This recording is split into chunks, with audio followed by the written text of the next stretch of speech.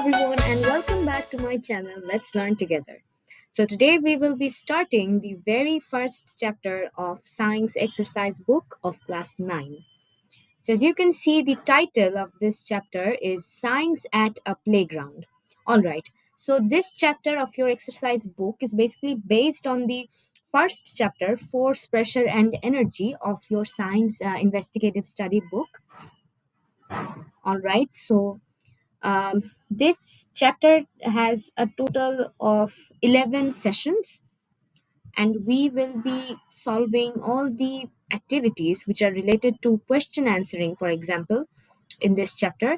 And more or less, we will try to understand the rest of the activities as well. All right. So, in today's video, we will be solving session 1 and 2. That means the questions that are in session 1 and 2. At first, like as you can see, from here to up to here, they have told you to arrange a sport, basically a sports program. Okay, that's because as this chapter is going to be based on motion, on pressure, on energy, so sports is something which is directly related to these concepts, right?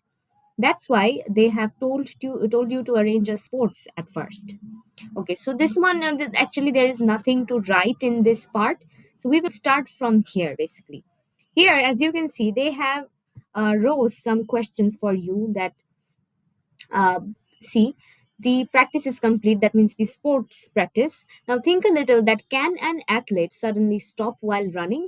Notice that everyone stands with a red ribbon exactly where the running track ends. Can anyone stop instantly there after reaching, or does he or she have to run a little further before coming to a stop? That means একটা রেসে ধরো যে যারা ওখানে basically রেসটা করে সেসব পার্টিসিপেন্টসরা বা অ্যাথলেটসরা ওরা রিবন পর্যন্ত মানে লাস্ট পয়েন্টে যখন ওরা রিচ করে, আচ্ছা তখন কি ওরা ইমিডিয়েটলি ওই পয়েন্টে গিয়ে থেমে যেতে পারে, নাকি ওদের আরেকটুখানি ডিস্টেন্স রান করা লাগে আলটিমেটলি থামার আগে?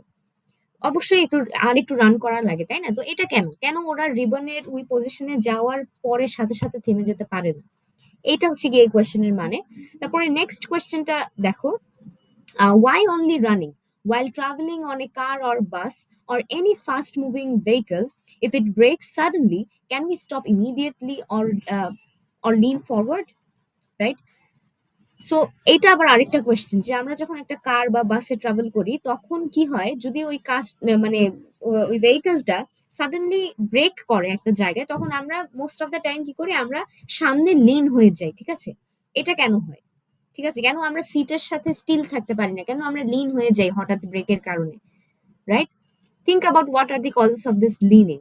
তারপরে এখানে তোমাদের আরেকটা এক্সপেরিমেন্ট করতে বলা হয়েছে, যে একটা গ্লাস দিতে হবে, গ্লাসের উপরে একটা কার্ডবোর্ড রাখতে হবে, কার্ডবোর্ডের উপর একটা কয়েন রাখতে হবে।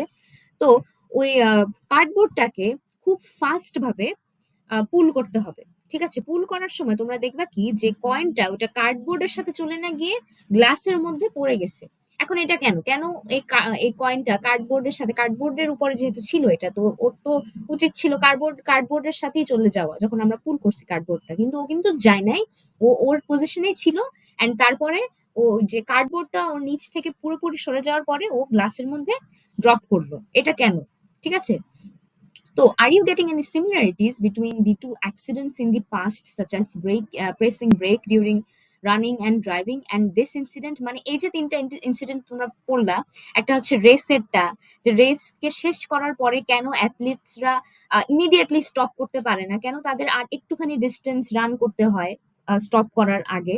তারপরে যখন যখন কোনো ভেহিকেলের ব্রেক প্রেস করা হয় তখন কেন আমরা একটু সামনে লিন করে ফেলি, ঠিক আছে? তারপরে এই যে এই এক্সপেরিমেন্টটা গ্লাস এন্ড কয়েনের, এটা তো এই যে তিনটা ইনসিডেন্ট আমরা দেখলাম, এইটার তিনোটার মধ্যে কিন্তু একটা কানেকশন আছে, ইনার্শিয়ার কানেকশন।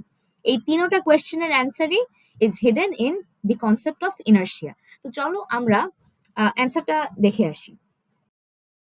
এখন আবার দেখো নেক্সট যে কোয়েশ্চেন অ্যান্সার পার্টটা, এখানে কি বলা হয়েছে, have you ever seen the blanket being cleaned through heating?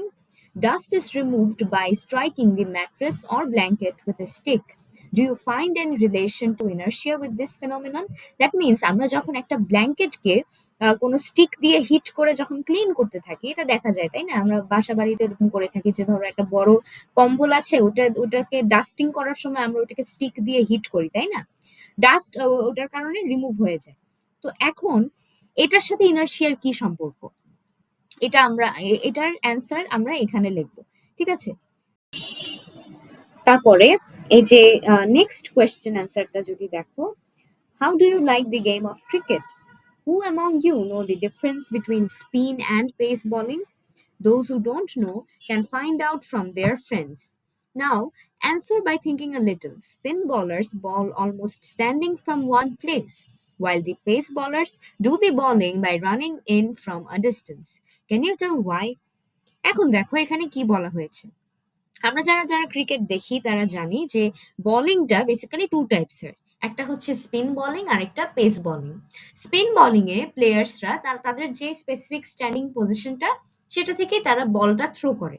কিন্তু পেস বোলিং এর ক্ষেত্রে হয় কি, আমরা দেখি যে বলার্সরা তারা একটা ডিস্টেন্স রান করে আসে তারপরে বলটা থ্রো করে। ঠিক আছে, তো এটা কেন, কেন পেস বোলিং এর ক্ষেত্রে তারা ওই স্পেসিফিক প্লেসে দাঁড়ায় কেন বল করতে পারে না, কেন তাদের ডিস্টেন্স রান করতে হয়?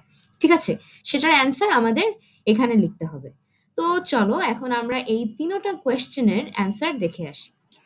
অলরাইট, সো দেখো এখানে কিন্তু আমি অ্যান্সার গুলো দিয়ে দিয়েছি। দেখো ফার্স্ট অ্যাক্টিভিটির অ্যান্সারটা, যে অ্যান্সারটা হলো yes, there are similarities between this experiment and pressing the brake while running or driving. In both cases, inertia, which is the tendency of an object to be consistent to its present state, causes the objects, the coin or passengers to resist a sudden change in motion. When the vehicle stops suddenly, passengers tend to keep moving forward due to inertia, similar to how the coin falls into the glass when the paper is removed.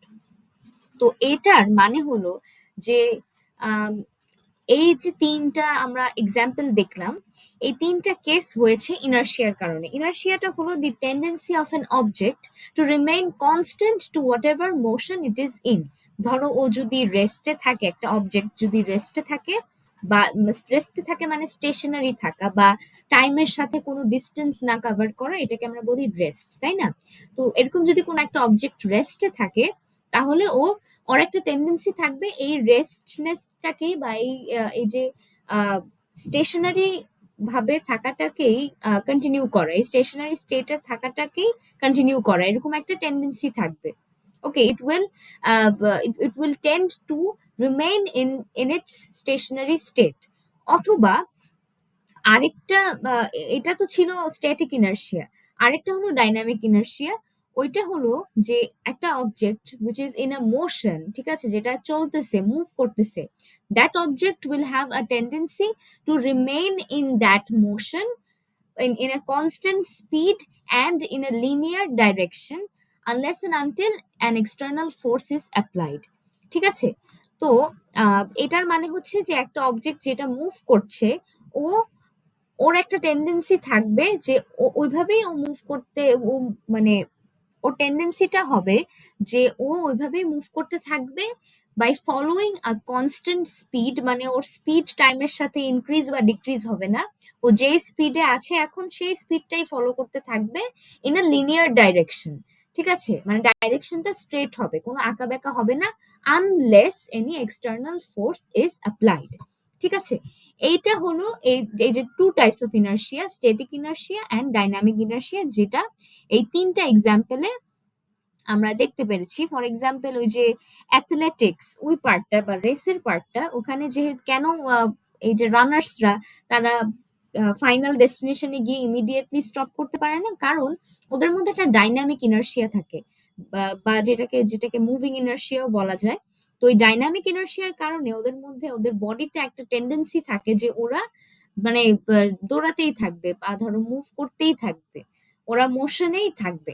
এটার কারণে ওরা ওই যে final ডেস্টিনেশনে যখন পৌঁছে যায় তখনও কিন্তু ওরা মোশনে থাকে। তো ওই মোশনে থাকার কারণে ওদের বডি ইমিডিয়েটলি স্টপ করতে চায় না, because of that dynamic inertia ওরা ওই বডিটা আরো আরেকটু মুভ করতে চায়, ঠিক আছে? সেজন্য আস্তে আস্তে ওই রানারটার স্পিড একটু কম করতে করতে করতে করতে at one point or stop করতে হয়, কিন্তু ও কিন্তু ইমিডিয়েটলি স্টপ করতে পারবে না বিকজ অফ ডাইনামিক ইনার্শিয়া। তারপরে এই যে সেম ওই যে লিনিং এর বিষয়টা, যে আমরা গাড়ি ইমিডিয়েটলি যদি ব্রেক দেয় তাহলে আমরা সামনে লিন করে যাই, এটাও সেম রিজনে যে গাড়ি যখন মুভ করতে থাকে তখন আমরাও গাড়ির সাথে মুভ করতে থাকি, তো আমাদের মধ্যে একটা ডাইনামিক ইনার্শিয়া কাজ করে। এই ডাইনামিক ইনার্শিয়ার কারণে যখন গাড়িটা ইমিডিয়েটলি ব্রেক দেয় তখন কিন্তু আমাদের আপার বডি পার্টটা যেহেতু গাড়ির সিটের সাথে লাগানা, সেজন্য আমাদের আপার বডি পার্টটা ওর এই যে ডাইনামিক মোশন, এই ডাইনামিকনেসটা বা ওর মোশনটা কন্টিনিউ করতে চায়, ঠিক আছে? এরকম একটা টেন্ডেন্সি থাকে। তো গাড়ি যেহেতু মুভ হয়ে গেছে, গাড়ি তো স্টপ, বাট আমাদের বডি মুভ করতে যায় সামনের দিকে, তাই না? সেটার কারণে আমরা সামনের দিকে লিন হয়ে যাই। ওকে। তারপরে আবার কয়েনের ক্ষেত্রেও সেম, যেহেতু কয়েনের নিচ থেকে কার্ডবোর্ডটা অনেক ফাস্ট পুল করা হয়েছে, সেটার কারণে কয়েনটা কিন্তু প্রথমে একটা স্টেশনারি কন্ডিশনে ছিল, তাই না? তো ওর মধ্যে একটা কি বলবো, একটা স্ট্যাটিক ইনার্শিয়া ছিল, বাট ওর নিচের কার্ডবোর্ডটাকে ওরকম ফাস্ট ভাবে পুল করার কারণে হয়েছে কি, এই যে কয়েনটা ও ওর ইনার্শিয়ার কারণে এই কার্ডবোর্ডের সাথে চলে যায়নি, ইনফ্যাক্ট ও ওর পজিশনেই ছিল। কিন্তু কার্ডবোর্ড যখন নিচ থেকে সরে যায় তখন কিন্তু ওর কাছে আর কিছু থাকে না মানে স্টে করার মতো, সেটার জন্য ও নিচে গ্লাসের মধ্যে পড়ে যায়। তো এইটাই হচ্ছে এই অ্যান্সারটা বেসিক্যালি এক্সপ্লেন করে দিলাম। তারপরে নেক্সট অ্যান্সারটা দেখো, যে এই যে ব্ল্যাঙ্কেটের যে বিষয়টা, এটাও ইনার্শিয়ার কারণে, আর এটা স্ট্যাটিক ইনার্শিয়ার কারণে।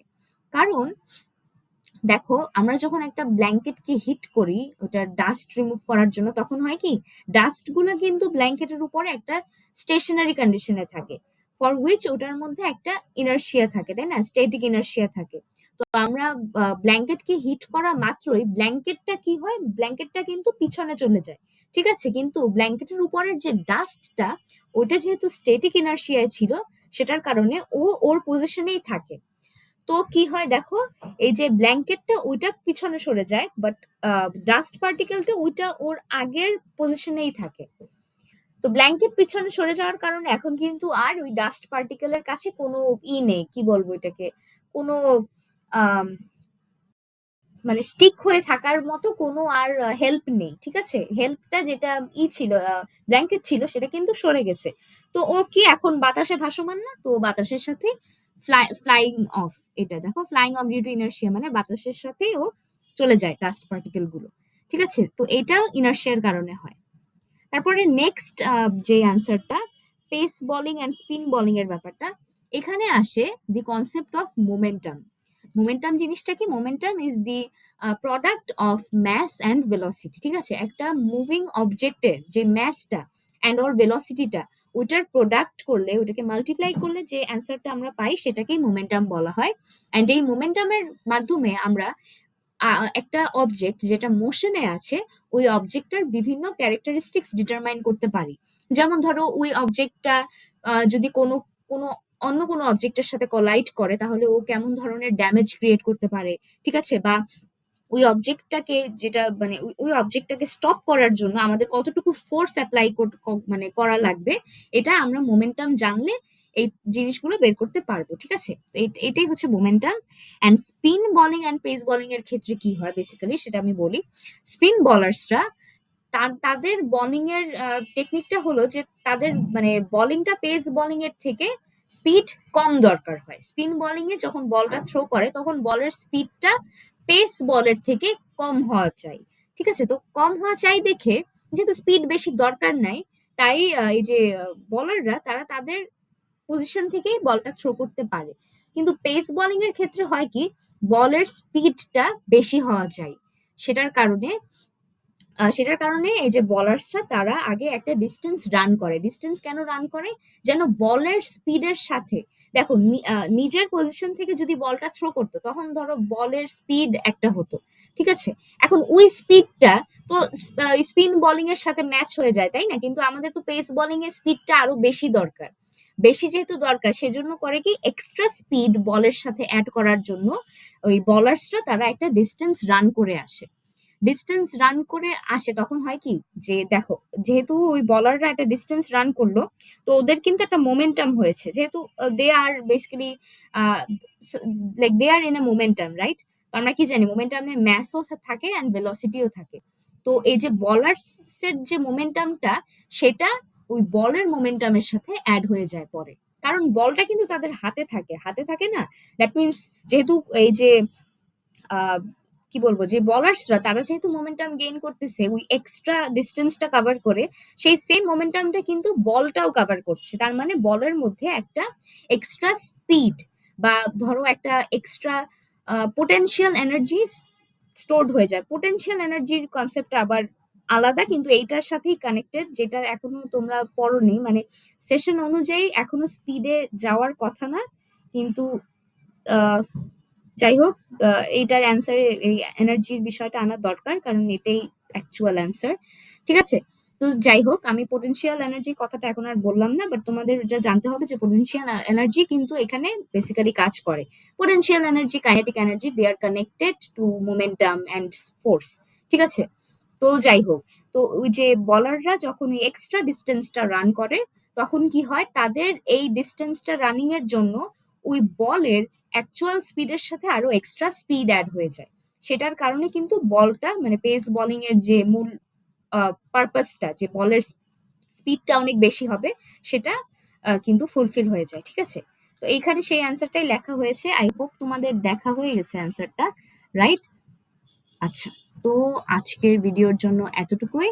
আমরা নেক্সট ভিডিওতে এই যে নেক্সট সেশনগুলো সেটা কমপ্লিট করব, সেশন 3 and 4 কমপ্লিট করব। ঠিক আছে? তো আজকের জন্য এখানেই শেষ করছি। I hope you found this video informative, and if that is so, then please like, share and subscribe. And if you need any sort of improvements in these videos, then let me know in the comment section. আজকের জন্য goodbye. We will meet in the next video.